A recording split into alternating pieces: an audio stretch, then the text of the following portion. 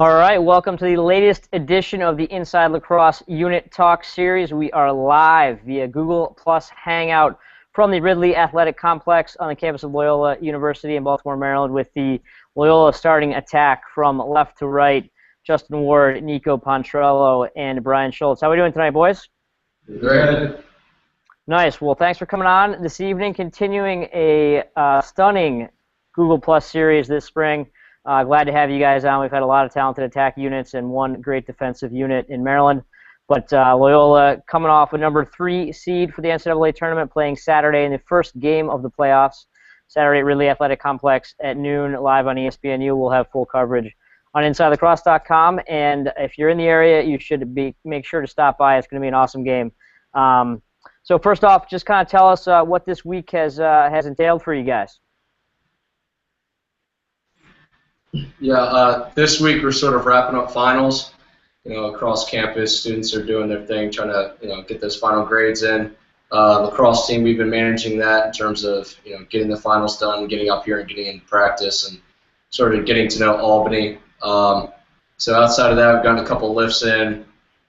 Just looking forward to Thursday, tomorrow, which is when finals finally end, so guys can sort of fully focus and sort of treat the rest of the week as being like a professional lacrosse player, no other obligations or responsibilities, and sort of taking care of this this game on Saturday. Nice. Well, how are you guys feeling coming off a nice win over Hopkins at home in front of a sold-out crowd at Ridley last Saturday? Nice day, huge crowd, and you guys played really well. Just how are you guys feeling at this point in the season, especially in terms of offensively, how you guys are clicking? I mean, for me, Justin, it was our senior day, so it was obviously an emotion-filled day. But we came out kind of slow. They got a jump on us, but I think everyone managed the emotion really well. I mean, we got together, buckled down, and ended up putting together like 3 really strong quarters. So it was awesome. It was awesome to win that one on senior day. First Loyola win over Hopkins at Ridley at the new athletic complex. So that's always awesome. Wow. Yeah, that's great. I mean, again, you guys played great. I think it seems like you guys have been clicking all season. You guys started all 3 of you have started all 16 games this year, which has got to be a rarity in college lacrosse to have a starting attack have started that many. Started every single game. So what's been the key to the chemistry you guys have developed in terms of being such an effective unit on the attack? I think a big key, and you sort of hit on that with all of us playing all 16 games, is just we've all managed to stay pretty healthy throughout the season. Everyone has their bumps and bruises this time of year, but being able to play in 16 consecutive games with the same 2 guys, at least for me, has been huge. And all of us practice every single day, so that's huge in terms of us being able to build that chemistry. Brian and I played in high school in the same club team together, the Maryland Rough Riders. So that was huge for us. In terms of just coming in together and knowing where each of us were on the field. Nico and I played together, both playing attack last year, and then Nico moved up to midfield. So it's just really easy and comfortable for all of us just to get together, and 3 of us are on the field all at the same exact time. And in terms of the entire offense, we just continue to evolve and throw new things in there. We've just sort of started to simplify things to the things that really allow us to be successful. And a lot of that came out in Hopkins, and we were able to do some really easy things and get some nice goals. Nice, nice little shout out there. Speaking of which, if anyone would like to ask questions, you can ask questions right in the app. There is a long queue of questions, courtesy of a few Loyola Greyhounds and some other fans in there on the IL Hangout hashtag on Twitter. You can join that long list if you'd like. But in talking about chemistry, Nico, just tell us a little bit about. I mean, you're among the national leaders in goals. Justin's among the national leaders in assists. Pretty amazing combo that you guys have kind of developed. What works so well between you guys scoring goals and putting them in the net? I would say that the way we practice has been the way we've played in games lately. We've been practicing hard, and we've been attacking our matchups, and it's just nice to know that it's tough for all the defenders to cover us at once throughout a 60-minute game. And the way we've been playing our best ball as of lately. So the chemistry has been great like the whole year, but it's been at its strongest at this point here. So. And how much of that has to do with that Gangs of New York beard you're sporting right now? I think this is a new look for me, and I just scored it for the playoffs. So I'm just embracing it as of now. But I'd say it's a good beer. So. Good well, it looks strong. It's a good playoff beer. It's a long tradition in the sporting world to have a strong playoff period. So you're kicking off the playoffs right, I think. Right. Justin, conversely, tell us a little bit about what has worked so well, the connection between you guys, and what makes Nico such an effective goal scorer, and especially on the back end of your passes. Right. Something is, I think it's kind of unique and sort of deceptive if you look at our stats and the way things are broken down, is that if you compared how many times I fed Nico as opposed to how many times I fed Brian, I've fed Brian much more. And I think that speaks to Nico in the way that he's very dynamic in the way he scores. There's a lot of times during the games, whether it's a ground ball situation or we're subbing, where I may catch the ball, throw it to Nico behind the goal, and just yell "go," and he's able to attack his matchup, sort of like he talked about in practice. A lot of that comes from going against guys like Joe Fletcher, Pat Frazier, David Manning. Big shout out to our defense, who also at this point they're playing their best lacrosse as well. So Nico's able to score a multitude of ways, shooting from outside against Lehigh, attacking his matchup like he did against Hopkins. For me, just finding Brian and I have played together for so long. He knows where to find the sweet spots in the defense. He knows I'm always looking for him. So in terms of chemistry and the way these guys have been producing, they're doing it their way. For me, my job's pretty easy. The way they keep playing, the way they are, and our middies keep playing really well too. Gotcha. Yeah, and mentioning Brian, I mean, you're about to go over 50 points on the year. Huge season for you. Especially seems like of late, just pouring in goals. Patriot League All-Tournament team. Well, what's been the key for you this year, and kind of stepping up from that extra man unit last year and onto that full-time starting attack? I think I was really well prepared for this opportunity as far as where coach has been putting me, just getting to know the different roles of the attack, and I think that's something that I credit a lot for our success this year. Is everyone kind of playing within their role and not trying to do too much at times, but also if they need to step out and take some pressure off someone else and do something like Nico, like he was saying, being dynamic.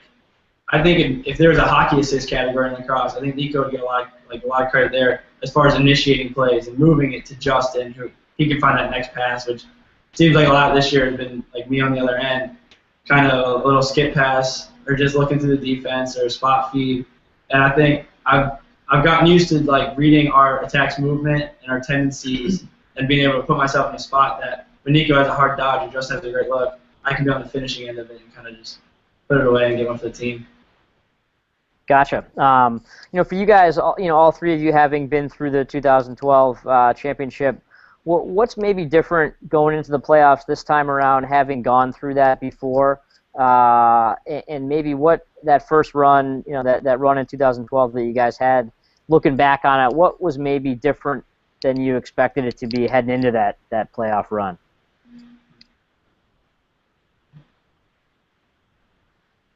It's a good question. I don't know about that. Apparently. I mean, our team, there's a lot of role players right now that didn't experience that 2012 thing. So I think that's part of the new process, is just getting everyone used to it. Not many Loyola teams have experienced that playoff run, so we're trying to get it instilled in our culture at Loyola, but as of right now, a lot of new people experiencing this playoff stuff, seeing a 3 seed and stuff like that. That's big. That's something to celebrate, but we got to remember to stay humble and keep fighting, because we're going to see a great team on Saturday, and all the way up, I think anything can happen in the playoffs. So just keeping everyone focused on our main goal and just sticking together, not celebrating too early, or not even losing focus on just one game. But I think that's the new thing, is there's a big crew of young guys that haven't experienced that. So us old guys will talk to them and keep them moving through it. Gotcha. Okay.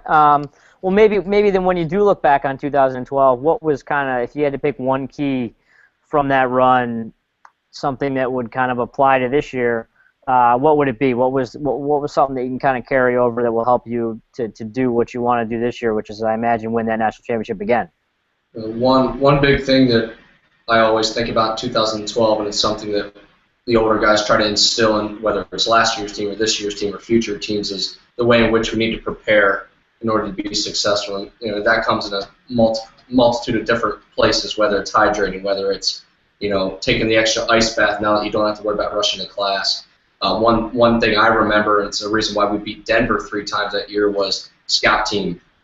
Preparing on the field. Brian Schultz was an unbelievable Mark Matthews for 6 days that year in terms of doing it Wednesday, Thursday, 3 times that season. And gave Reed Acton probably the best look he could get before a game. And that really comes down to guys being mature enough and understanding their role and embracing being that Lyle Thompson, being the next guy. Whoever we're playing that week, that person can just fully embrace doing that and giving the Joe Fletcher, the Jack Runkle, that best look. That was something we were phenomenal at in 2012. So in addition to watching the film, watching the extra film, taking care of your bodies, that's something that this team is learning how to do a really good job of so far. Gotcha. Great point. I do remember that being a big point, and Brian getting a huge shout-out during that run. So speaking of, who is Lyle and who is Miles Thompson this week in practice? How do you recreate those guys? For us, because when we split up at practice, we'll do our scout segments, offense on one end and defense on the other. So it'll be the starting attack unit. We'll be down with the starting offense, and the other attackmen, the other 3, will go down to the other end. So it's tough for us to. I don't even know. I can't see the board right now in terms of knowing who's where, but I would imagine that Zach Sirico is most likely Lyle Thompson. Zach Sirico is incredibly athletic. Matt Cunningham is Miles. Matt Cunningham is probably number 5. Matt Cunningham is probably Miles, and Jordan Drimmerhausen is probably Ty Thompson. But also, an awesome thing about this week is when we do our one-on-ones, we've been doing a lot of work with our defensemen in terms of being unpredictable. As attackmen, we sort of get to do those one-on-ones and do stuff that we normally don't get to do. So it's awesome for us, try some new things, whether it's an over-the-head shot or a wraparound or just something very unconventional and unpredictable that our defense doesn't get to see. So it's a fun week for us in terms of challenging the defense as well. So I think we're going to see some of that out of you guys in the game, some of that exciting stuff, or what? We'll see. Nico might pull something out. We're never sure with him. He's a loose cannon. Gotcha. Yeah.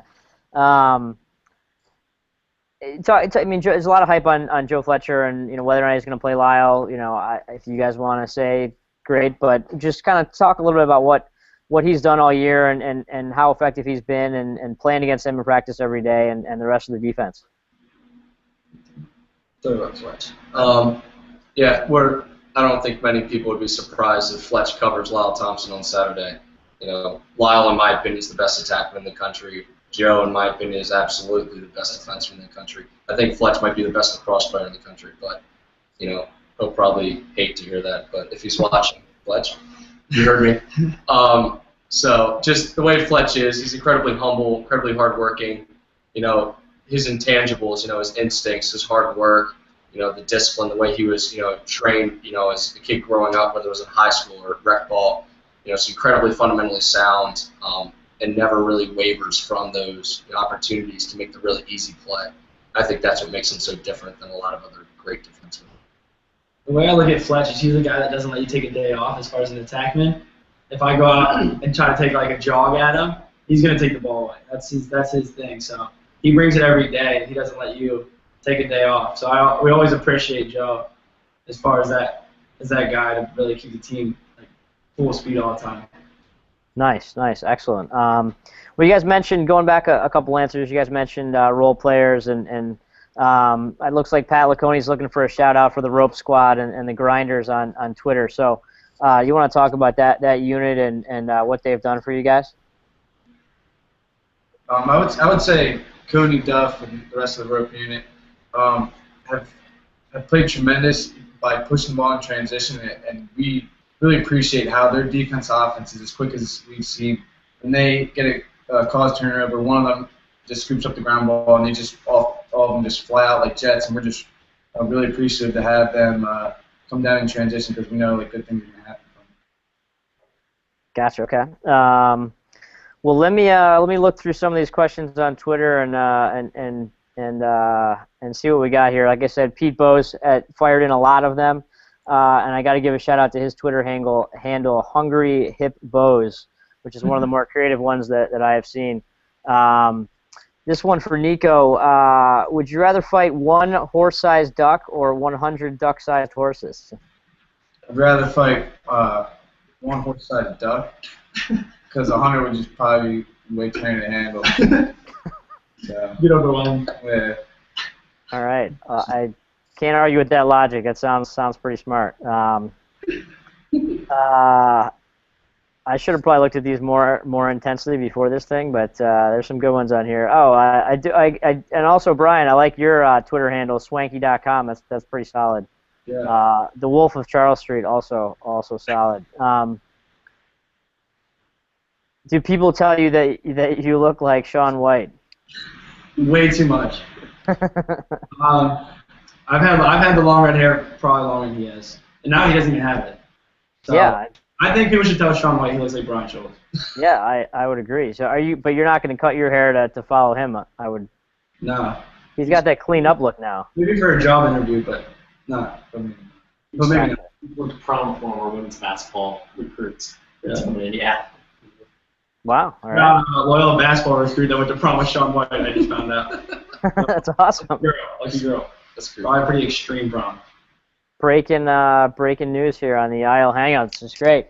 Well, all right. Let me keep sifting through some of these questions. This one from Kurt Smith, and I don't know if this is a true nickname for Coach Tumi, but if it is, it's pretty awesome. How does Coach Tumi, aka Tomb Raider, get you guys pumped during practice and before games? From Kurt Smith. Coach Toomey's a pretty emotional guy. A lot of people, when you watch the games on TV, you recognize, the way he operates on the sidelines, whether it's working officials or when he voices his disapproval of a player or decision made. But, during the week, he's very calm. I think he's really good at sort of reserving those bursts for game day.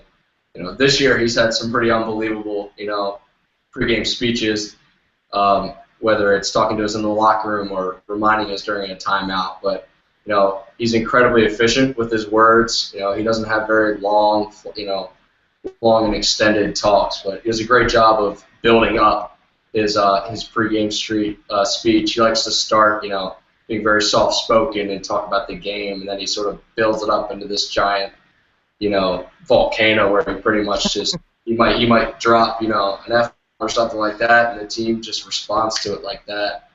And, he does an unbelievable job of just getting us fired up, ready to play.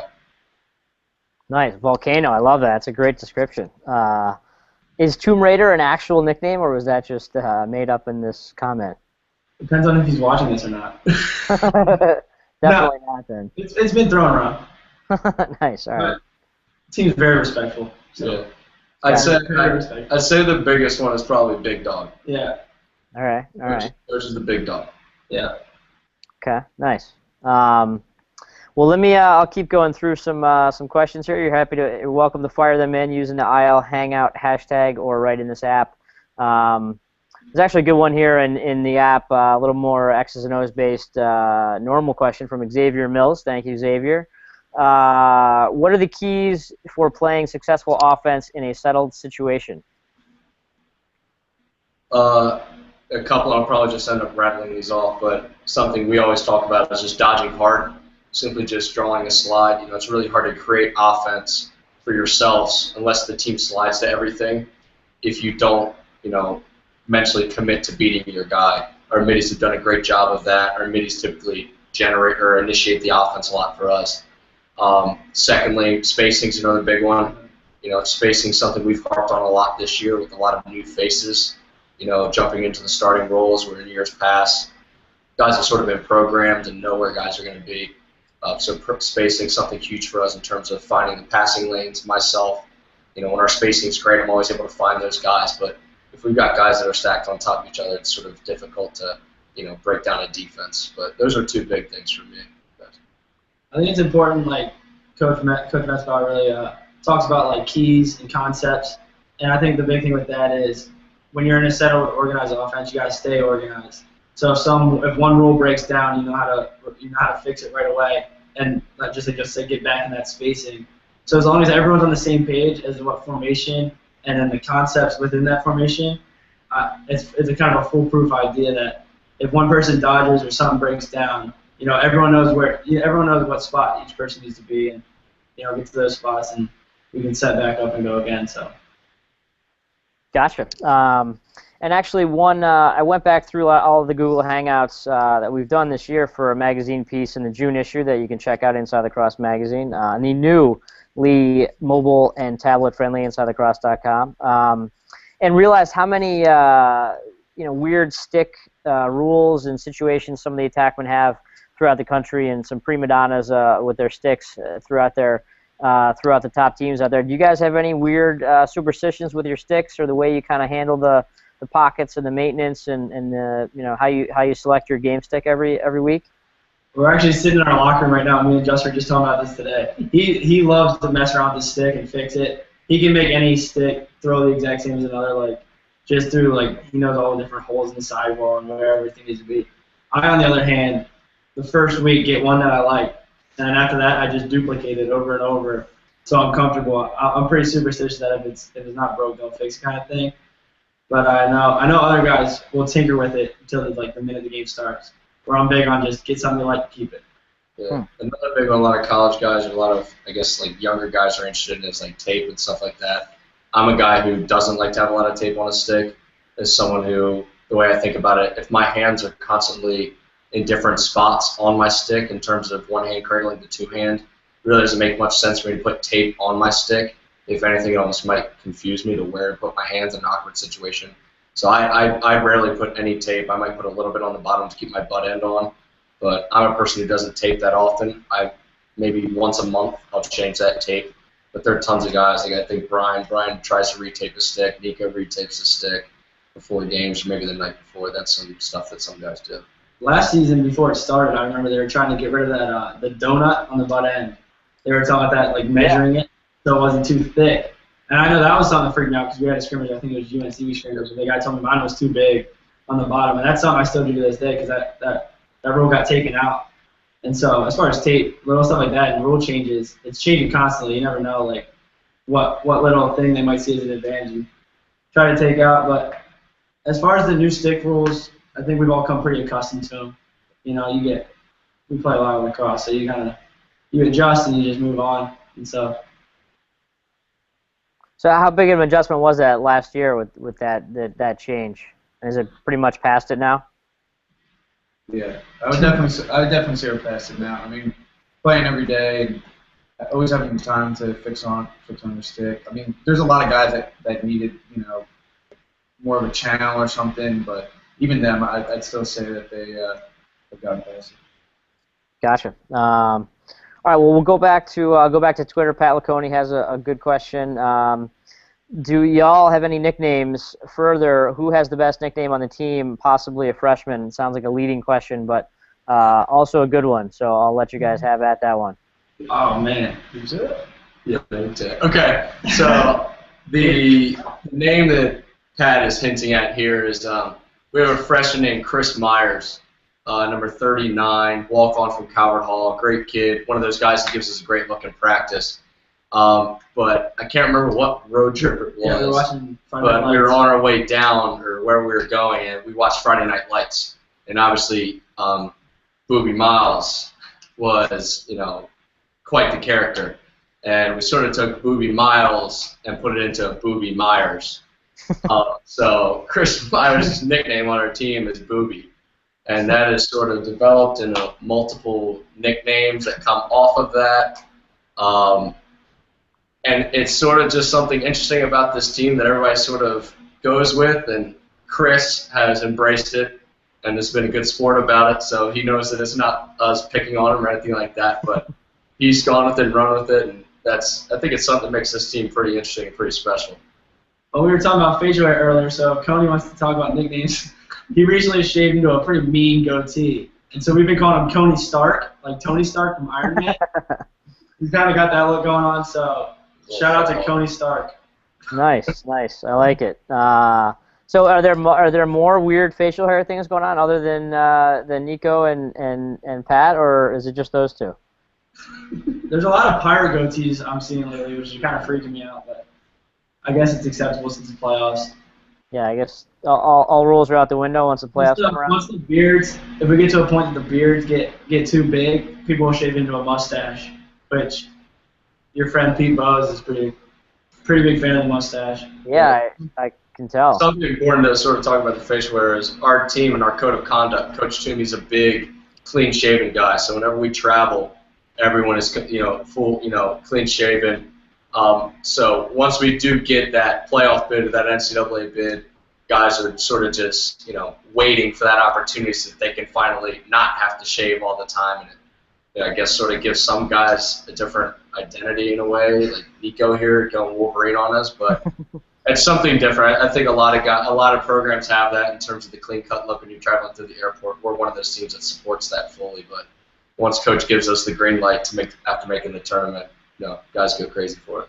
So is the green light just because you're in the playoffs, or because you have a home game in the playoffs? And will that go away on if you win and go on the road for the quarters?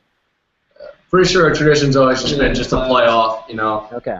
We had some pretty unbelievable facial hairs when guys in 2012 we went up to Foxborough.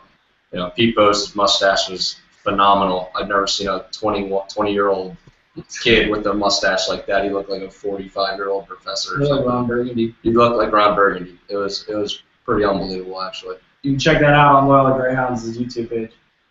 All right. Yeah, we'll check that out. I will say that every Final Four, there's usually one guy who looks like he's 45 years old, and you don't necessarily know who he is. He's usually like a role player, and you see him walking around, and you're just like, oh my gosh, there's no way that guy's in college. He looks like Ron Burgundy. It's amazing that there's always one of those guys. So I look forward to seeing it this year. Hopefully it will be for you guys. It will be Pat. Pete, excuse me.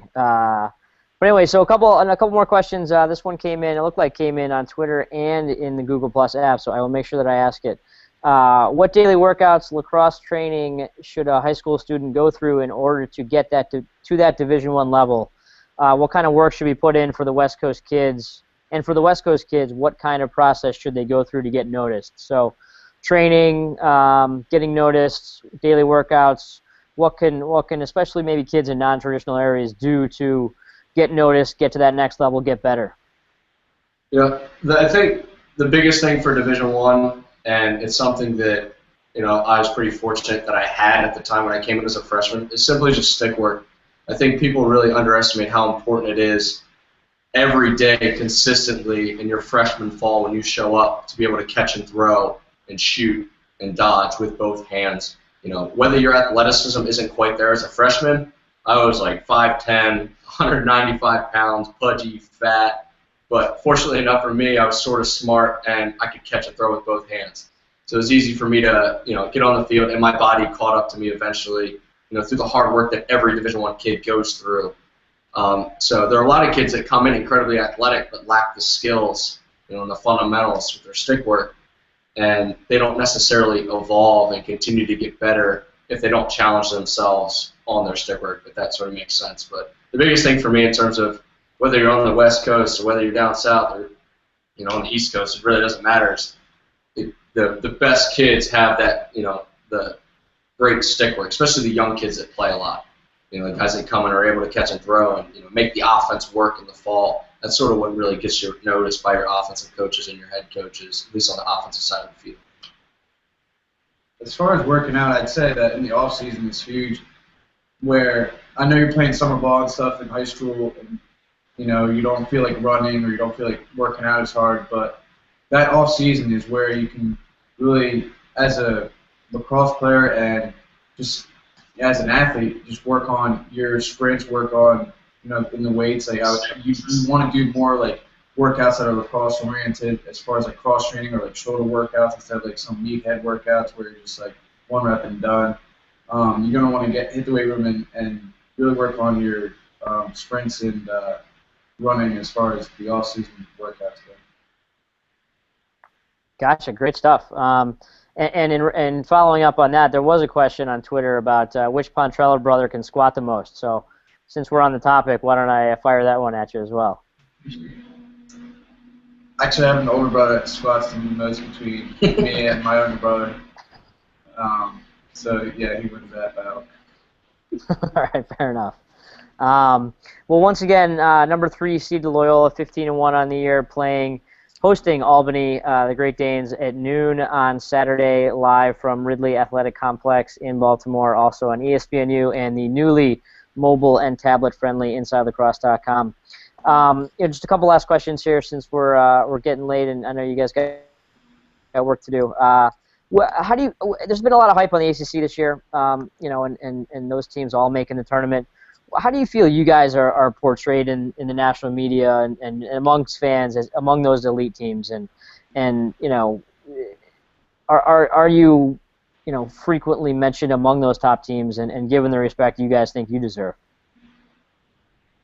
I know we take a lot of heat because of the strength of the schedule kind of stuff, but I mean that's one of those factors that you can't really control. So I think we do a good job is kind of taking care of the business we have to take care of, win the games we have to win. All we can do is play our schedule. We can't change that. So, if you just go out and take care of business on your end, kind of like let the chips fall where they may. But I think we have a good grasp on that instead of rather looking at the whole big picture, kind of focus on us. And then, I mean, you can't complain with the number 3 seed. I know we were number 1 going into it as far as the media poll, but it's, as a kid, dreaming to watch the selection show, come up number 3 in the nation, that's always going to be a cool thing. So I think we do a good job just staying focused on our goals. And I guess sort of comparing us to other ACC schools, I think we're very different in a sense, mainly because of the way in which our coaches recruit kids.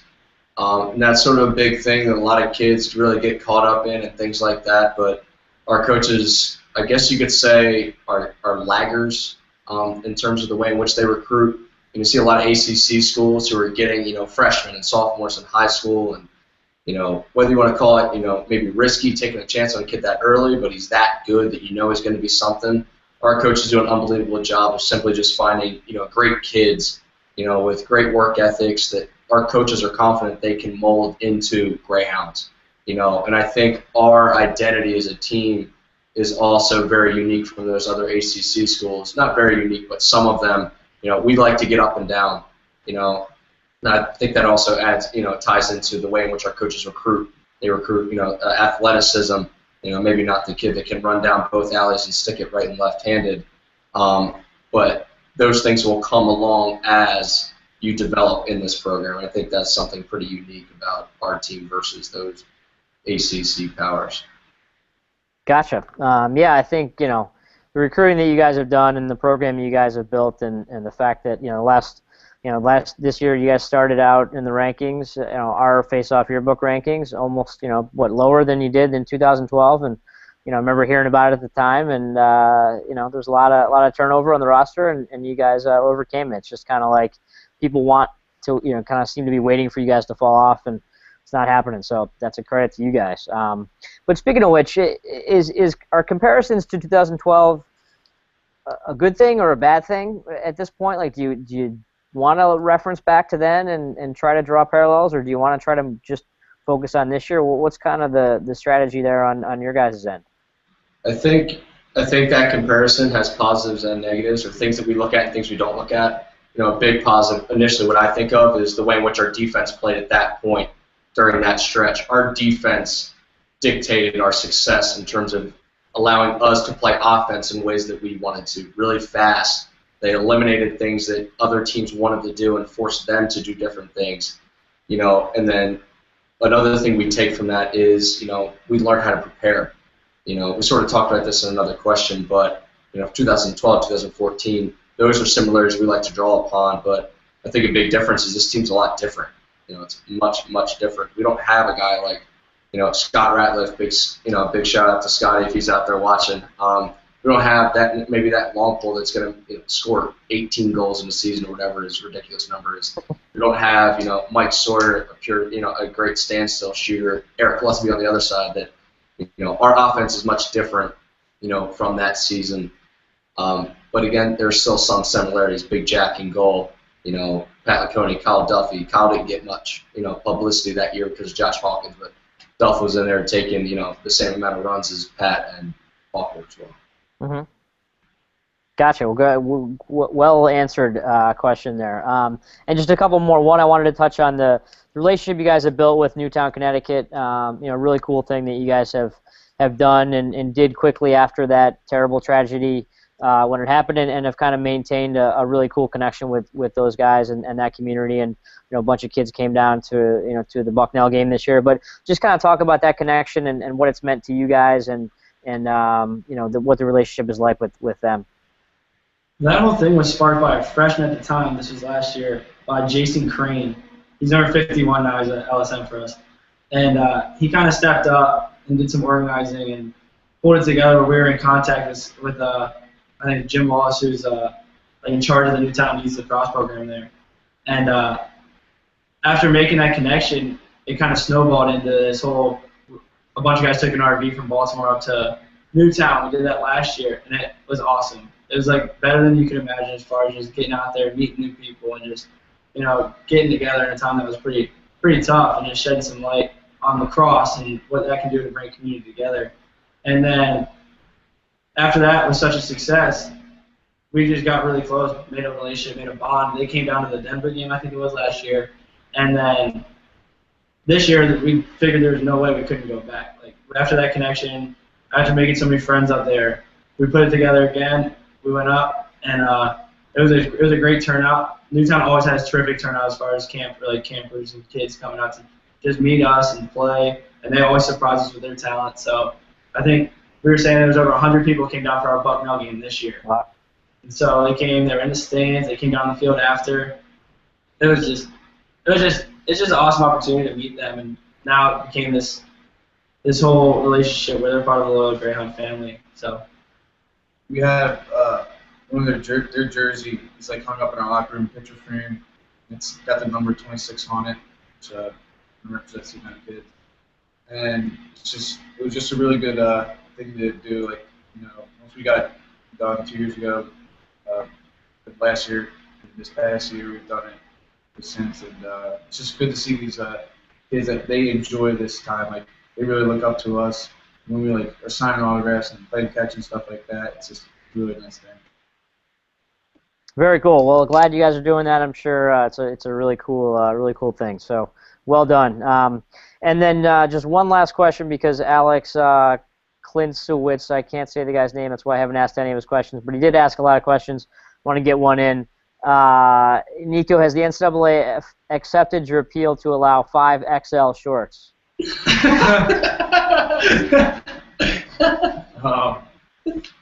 tend to wear baggy clothes, but I don't think they're going to accept 5XL shorts.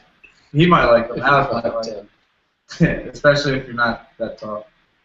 We actually made a Destination XL joke about his apparel earlier. He wasn't there. As far as 5XL goes. Nice. Well, good stuff. I appreciate it. Thank you to you guys for the time tonight. Best of luck this weekend. Again, noon Saturday, Ridley Athletic Complex, number 3 seed Loyola versus Albany in what is going to be a fantastic game, kicking off the NCAA Tournament live on ESPNU, live on InsideLacrosse.com. And, we wish you guys the best of luck. Great run so far. And, we wish you guys a good run in the tournament. Any last words for the fans? Go Hounds. Yeah, go Hounds. See you soon. All right. Thanks, guys. Good luck with everything. Thank you. Thanks for having us.